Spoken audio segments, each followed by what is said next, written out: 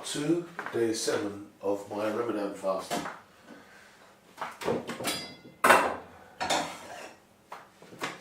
Hot root ginger.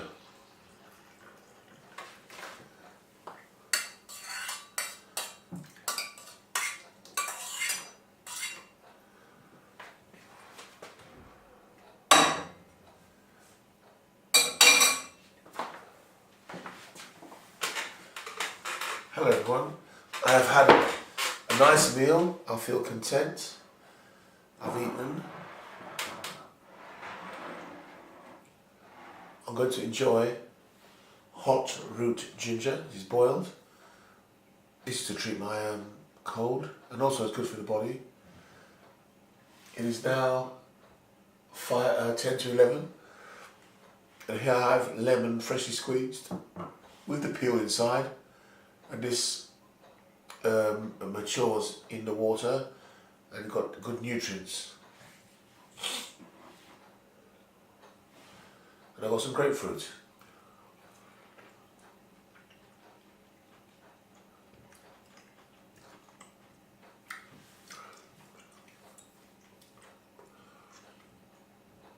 Body's tackling this cold very well by getting pains in my chest or here in the body. You know, virus attacks your body, it attacks all your body, but I'm dealing with it well. I feel confident that this will go. It's nowhere near as bad as the Australian flu I had and the flu before that one. This is what I call a bad cold. It's bordering on the flu, it's bordering on it. I can't smell, sore throat, pains in the body. My skin, the pains in my skin has gone down, so that's got to be a good thing. By Tuesday, I think Tuesday evening, I should be making speed recovery, and Wednesday I should be okay.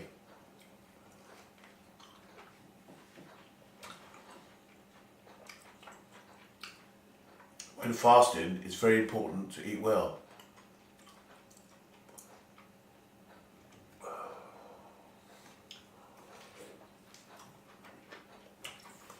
Like I said, this fast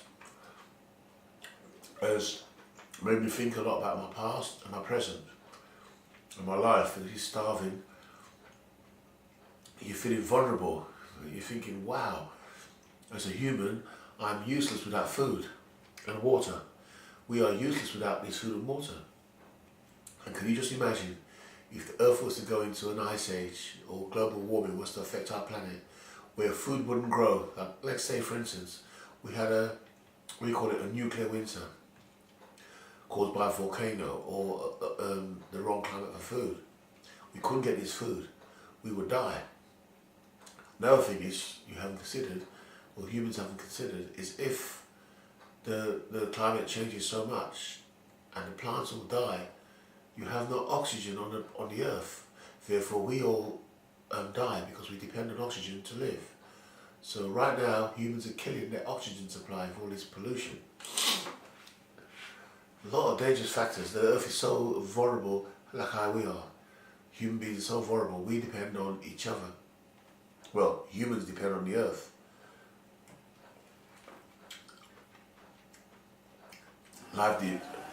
Just a minute. Turn the fan off. That's better. Humans depend on the earth, and we depend on oxygen. And as we all live now, and as I go through this fast, I just ask myself the question, just excuse me, thought I could sneeze there.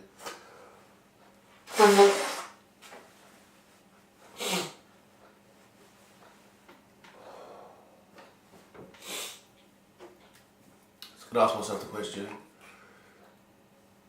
where are we going as humans? Where's the whole planet going? Where are families going together? Groups, countries, nations? Where are we going as a human race? Where are we heading for?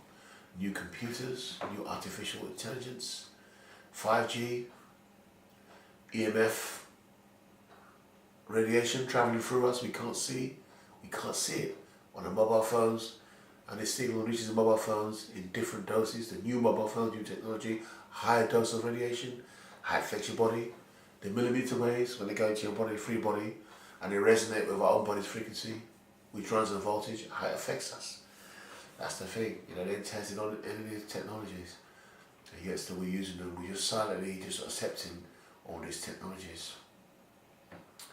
So I hope it's all positive, I hope everything moves in a positive direction, and I hope artificial intelligence saves us. But I've got this belief in that this is just a shell. This human body is a shell. We go for a very short phase, a short blip in the spell of existence. And one thing with artificial intelligence, I think what it will do, it will simplify our biology. It will explain the molecular biology on Earth, atoms, make it clear to man. Whether we understand it, I don't know, but it will put it out and we'll understand, we'll get nearer. But the problem with that, things are infinite, like space. You can go in space and keep going forever. Or you search for knowledge and you get one bit of knowledge and you need to learn the next set of knowledge, if you know what I mean. You've got a computer, say for instance, we used to have the old ping pong computers. Then we had the old Sega, Nintendos, they went PlayStation 1, PlayStation 2, PlayStation 3, PlayStation 4, and now it's PlayStation 5 coming out. Then where do you go next? PlayStation 6, PlayStation 7. It's like the same thing going in space, in a satellite, Hubble telescope in space. Space probes deep in space. They send one past Pluto, keeps on going. The Hubble telescope, finding new galaxies all the time, it just keeps on going. So that's the same thing. It can be the same thing with artificial intelligence. We can evolve and we definitely will have big changes. But how far will those changes go? Will the changes keep on going and advancing forward and taking human beings into a different hemisphere, a different, I call it zone? Will we evolve into something completely different, which is unrecognizable from what we are now? All this tissue, we might be a memory, digital, we might evolve into digital information, just like music has, analog records, went to digital CDs. Now CDs now, people don't buy CDs. You on the, iPad, you have iPads, iMusic, we call it. It's just so incredibly changed, incredible. How digital systems can work out things so fast, faster than the human being. The mobile phones make us obsolete. You just tap in Google and it gives you an answer. What's a university degree now? What is a university degree? It's changing so much to the point that you don't need to learn nothing with regards to the way we study. Like university, just revise, remember. What are the devices remember for you? Like a taxi driver does the knowledge. Now you have this new self-driving car. It's Tesla cars. They get to A to B anywhere. They're going to put Uber out of business.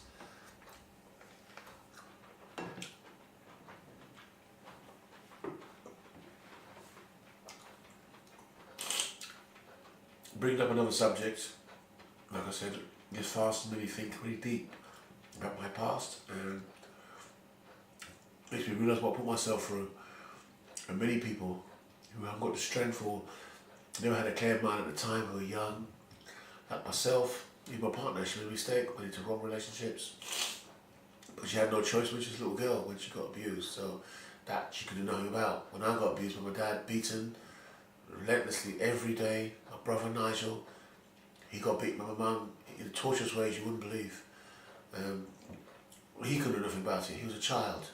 My sister Damiana got beaten by my mum in torturous ways that she couldn't do nothing about it. I mean, eventually she's damaged by it. The three of us. Like I say, if you've got a mother, like my ex-wife, I put myself in trouble in taking on the wrong woman, so I put myself in harm's way. You've got a woman on drugs, you can have a corrupted brain. Simple as, a family don't stand a single chance. A perfect woman, the family's challenging anyway. So you can imagine intoxicating a woman with drugs and drink and alcohol, nightlife, clubs, they don't care about the home at all, their children properly. How do you think a man's going to be? He can't even function properly, hold any job. So that's a disaster. Children will never understand, they will never. Until they go for it, they won't understand. And you can't expect them to understand. But like I said, we have to move on with our lives. But I do have to speak about this. Every now and then I'll be speaking about it until I pass the phase. It's all out there. It'll all be recorded in vlogs. You can look back and read it, and then I'm moving forward. You'll see my vlogs change. You'll see nothing like this. Right now, my channel's I call it a lazy channel. I've not yet disclosed what I can do. All my vlogs you're seeing now, you're not seeing proper vlogs with my proper efforts. You haven't seen me edit videos properly. I think the way I speak on videos are lazy. It's improving, but I'm quite lazy. I'm not put up that, I do believe in being real and authentic, but also when you're presenting things to people, I do believe in putting on a good presentation. The majority of videos you see on YouTube, the good ones, they're false. When I mean false, they are put together properly. It's like an act, but the act gets views and the act looks professional. When you're your normal self, like I said, you can talk to yourself or you can talk to an audience. When you vlog, you have to talk to an audience. I watch many vlogs and see people how they've improved. And one of the people I'm really impressed with is Holly Smithereens, a guy called LeBlanc. They were 8 Miles from Home. They're very, very good. Infinite Waters. I like the flair of Geraint Riders, how he's free, he's himself. He swears, but he's just himself, but he draws the people in. Let's see who else. There's others on there. Who's others on there? A woman called Catty, she's very good. She's the partner of LeBlanc. The ex of LeBlanc, her name is Laurie, Laurie. She's very good. She's learnt from LeBlanc and very, very good. And who else? There's so many others. But like I said, you'll see real vlogs. I mean, me coming out around central London, in the camera, showing you around London. I haven't vlogged my channel. I've not monetized my channel. I haven't been bothered. I've been dealing with my partner, my life here, and a lot of troubles in my life. So the channel is just basically a notebook for me. So, excuse me. This cold is a lot of hassle.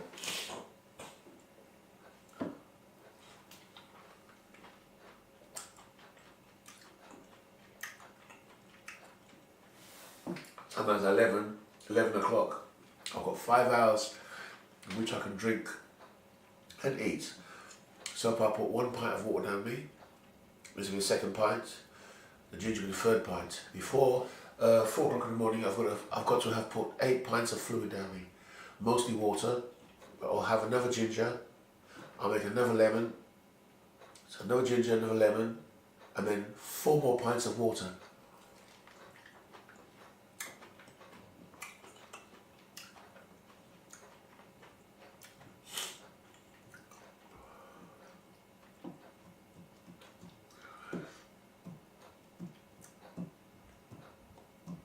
Every day we wake up, okay, and the best way to be in life is be positive, have a goal.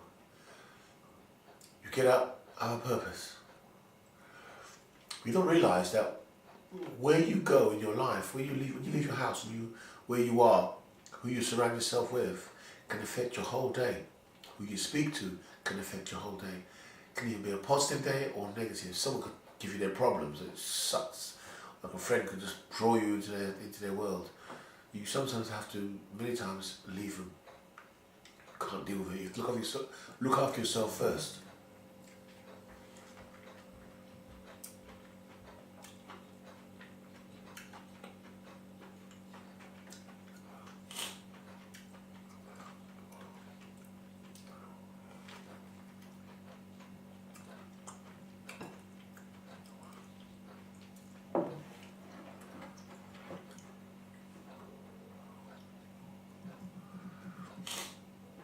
I love my son Isaac, and my partner Laura.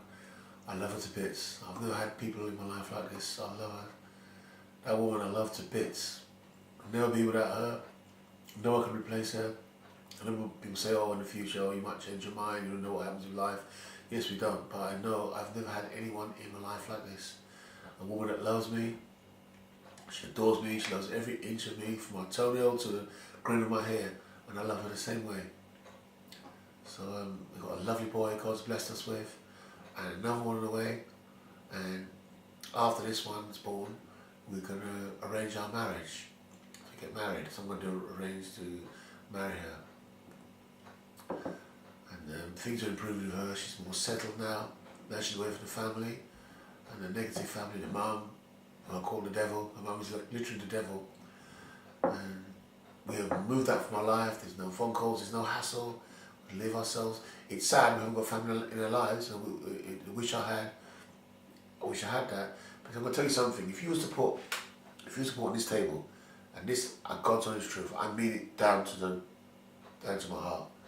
If you could put on this table £1 million on this table, give you that choice, or you give me the choice of having my family, all my brothers, Stephen, Adrian, Nigel, Titus, Terry, okay, all my sisters together, okay, my mum, dad alive, my dad treating my mum lovely, hugging my mum, kissing her, showing her affection, making her happy throughout the life of us, not beating us, being a man, but a real man, not just cooking food like he done. He's a very good cook and that's all. But I mean a real man. And Laura's family, not racist, loving, the mum understanding, her father understanding, Laura hadn't been abused as a child, they looked after her.